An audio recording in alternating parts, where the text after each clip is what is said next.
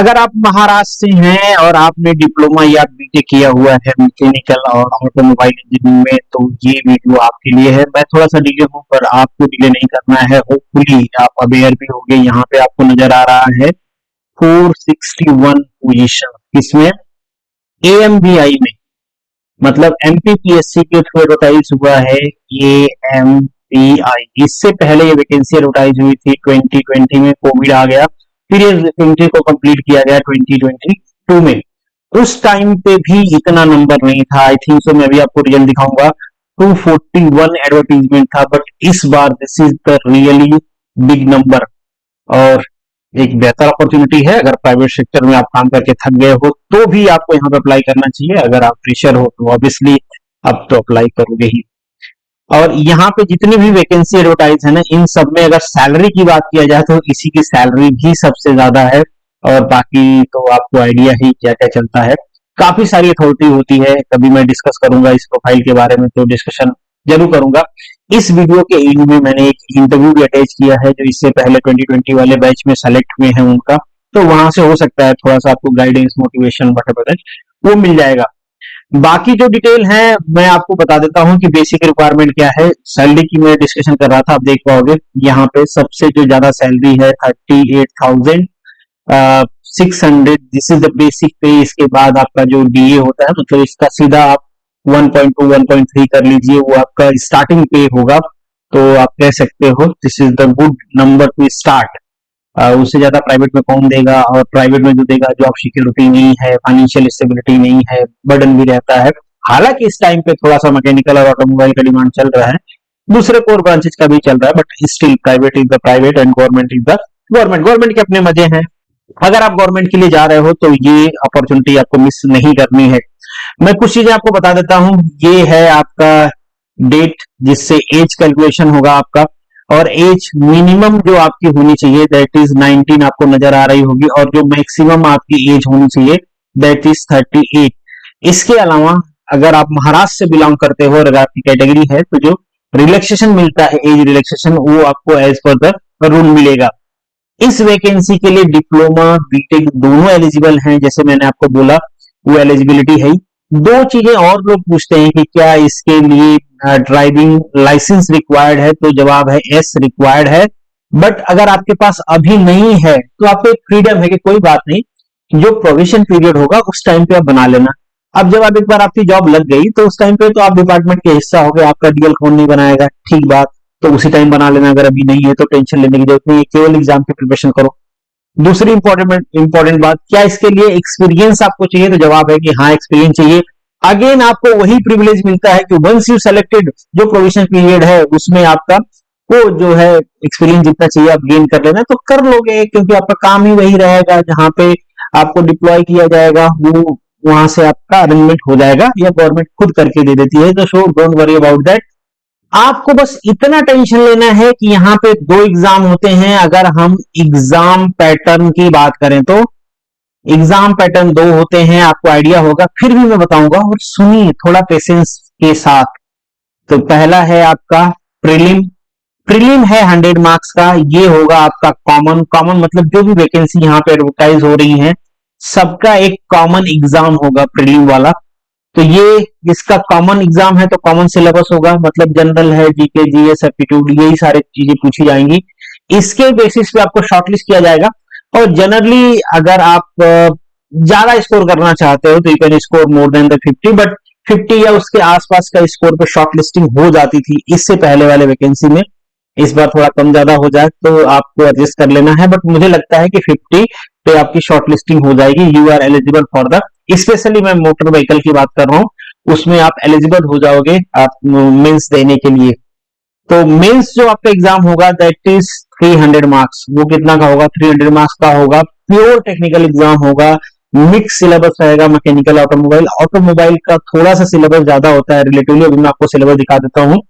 Last time का जो exam हुआ था, सिलेबस में कुछ चेंज हो जाए तो डोंट नो, थोड़ा बहुत चेंजेस हो सकते हैं, बट मेजर चेंज नहीं होता है। जब से भी एमबीआई का एग्जाम हो रहा है the same syllabus they are following, तो होपफुली इस बार भी वही सिलेबस होने वाला है, ठीक है।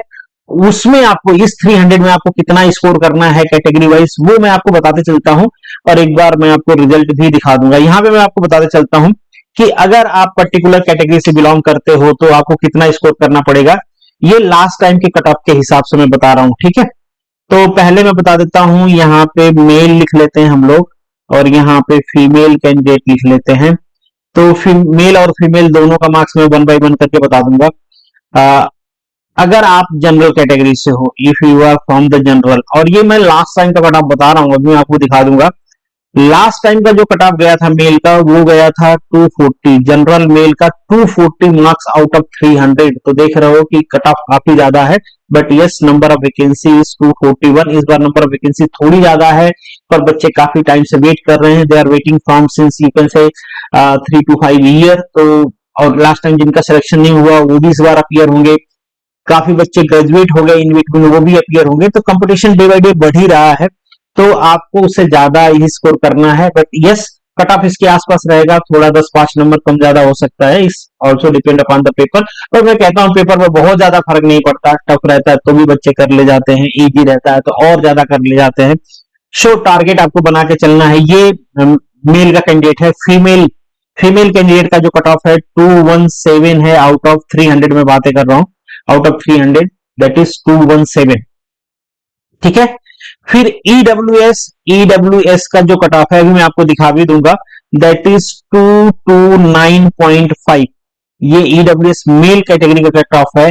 फीमेल कैटेगरी का कट ऑफ है दैट इज 197। ये मैं जनरल कट ऑफ बता रहा हूं, इसमें कुछ स्पेशल ओबीसी का cut of, other backward class का कट ऑफ, और एक और कैटेगरी उन्होंने सब कैटेगराइज कर रखा है।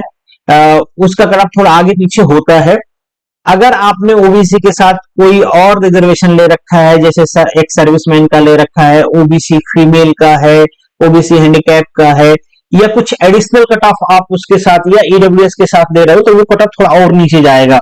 यहाँ पे हम जनरल बात कर रहे हैं, जनरल ईडब्ल्यूएस। जनरल ईडब्ल्यूएस का मतलब जनरल नहीं, ईडब्ल्यूएस के अलावा और कोई आपके पास रिजर्वेशन नहीं है उस केस में, ठीक है। फिर एक ओबीसी कैटेगरी होती है, आप सभी को पता ही है, other backward class. Other backward class का जो कट ऑफ है 227 है मेल का। फीमेल का जो कट ऑफ है दैट इज 190। मतलब काफी क्लोज क्लोज चल रहा है, थोड़ा डिफरेंस है, बट यस फीमेल रिजर्वेशन है तो डिफरेंस रहेगा, क्योंकि जो मेल कट ऑफ है उस पर फीमेल भी जा सकती है। सपोज किसी फीमेल का मार्क्स है 228 और वो ओबीसी कैटेगरी से है, तो वो ओबीसी कैटेगरी में मेल कैंडिडेट की सीट पे हो जाएगी। ऐसा कोई नहीं कहेगा भाई मेल का अलग सीट्स होंगी और फीमेल का अलग सीट्स होंगी, ऐसा नहीं है। ये गर्ल्स इस पहले इस मार्क्स पे सेलेक्ट होंगी, फिर उसके बाद जो बचेंगी उनका सेपरेट ओबीसी में कट ऑफ बनाया जाएगा। उसी तरीके से ईडब्ल्यूएस का भी होगा, उसी तरीके से सिमिलर जनरल का भी होगा। जनरल गर्ल्स का जो सीट्स होती हैं उस पे OBC female, EWS female, ST female, ये सारी जा सकती हैं। अभी रोस्टर का डिस्कशन नहीं कर रहे हैं, बट यस इस टाइप से कट ऑफ बनता है। फिर एक एसबीसी होता है, स्पेशल बैकवर्ड क्लास होता है। इनका 210 था मेल का, एंड फीमेल का 183 था लास्ट टाइम का कट ऑफ, जबकि सीट ये थी, ठीक है। नंबर ऑफ सीट में इसलिए बता रहा हूं कि थोड़ी कम है रिलेटिवली, तो ये कहना था। और अगर हम बात करें एससी कैटेगरी का, तो एससी कैटेगरी में मेल का जो कट ऑफ है दैट इज 209.5 है। फीमेल का जो कट ऑफ है दैट इज 186। और एसटी कैटेगरी की बात करें तो एसटी मेल का जो कट ऑफ है मेल कैंडिडेट का दैट इज 195 और फीमेल का है दैट इज 150। तो ये कुछ मेजर कैटेगरीज हैं जिनका मैंने आपको कट ऑफ बता दिया। वैसे एनटीबी मतलब नोमोडिक ट्राइब्स कुछ समथिंग करके कैटेगरी दे रखा है उन्होंने, मैं आपको दिखाता हूं वो जो पेज है उसका कट ऑफ थोड़ा डिफरेंट है, पर वो डिस्कशन मैं यहाँ पे कर नहीं रहा हूं। जैसे ये रिजल्ट है, ये रिजल्ट आपको चाहिए तो आप वेबसाइट से भी डाउनलोड कर सकते हो। मैं भी मेरे Telegram channel @Manu academy official में शेयर कर दूंगा, वहां से भी देख पाओगे। तो ये हाईएस्ट मार्क्स हैं जो बंदे ने स्कोर किए हैं, दैट इज 262 आउट ऑफ 300, ठीक है। अब यहाँ पे आप देख पाओगे ये सारी जनरल सीटें हैं। फिर मैंने हाईलाइट कर रखा है जहां पे कट ऑफ आएगा किसी ओबीसी या ईडब्ल्यूएस का जो आएगा, जैसे ये कैंडिडेट है दैट इज ओबीसी, पर आप देखोगे यहाँ पे कोई एडिशनल इसने नहीं ले रखा है, महाराष्ट्र का है, यस कर रखा है। जैसे ये देखो आप, नॉन क्रीमी लेयर यस कर रखा है, मतलब उसने रिजर्वेशन लिया है, क्रीमी लेयर में नहीं है, महाराष्ट्र का है, यस, दैट्स मीन की he has been selected in the reserve category, तो ये उसका कट ऑफ है।